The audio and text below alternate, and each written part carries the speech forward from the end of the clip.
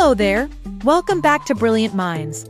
Today we're going to talk about a boy who grew up to be one of the most famous leaders in history, Alexander the Great.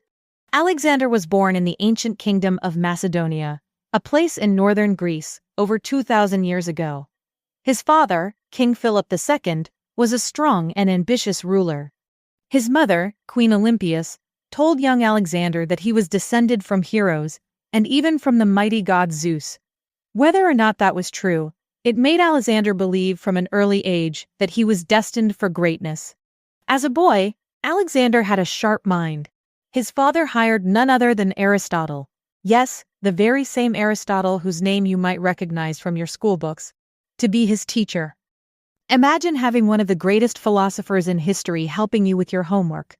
Aristotle taught Alexander about science, philosophy, medicine, and literature. But most importantly, he encouraged him to ask questions about the world, to be curious, and to look beyond what he already knew. One of the most famous stories from Alexander's childhood is about his horse, Bucephalus. When he was about 12, his father bought a huge, wild horse that no one could tame. The horse bucked, kicked, and refused to let anyone ride him. The adults gave up, but Alexander noticed something. The horse was afraid of his own shadow. He gently turned the horse toward the sun, so the shadow was behind them, and with patience and courage, he climbed on. From that day on, Bucephalus was his loyal companion, carrying him into battles and adventures across the world. When Alexander was just 20 years old, his father was killed, and Alexander became king. Most young people at 20 are just finishing university today, but Alexander was suddenly ruler of a powerful kingdom. And instead of staying home, he set out to conquer the mighty Persian Empire, which was the largest empire in the world at the time. With brilliant strategies and incredible speed, Alexander's army swept across Asia. He never lost a single battle. Cities fell before him, and he became a legend wherever he went. In Egypt, he founded a new city called Alexandria, which later became one of the greatest centers of learning in the ancient world.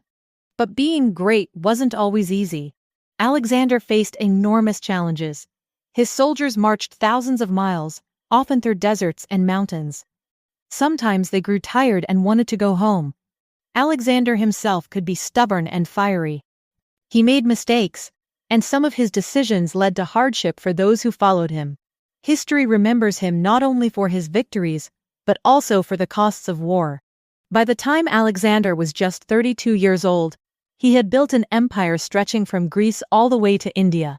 Imagine a map of Europe and Asia almost covered by one man's kingdom.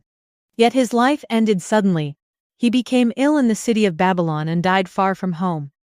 His empire did not last long after his death, but his name lived on, inspiring stories, legends, and even video games that kids still play today. So what can we learn from Alexander the Great? That courage, curiosity, and big dreams can take you far. He was not perfect, no one is, but he dared to imagine a world bigger than himself. He asked questions, he noticed details others missed, and he faced challenges head-on.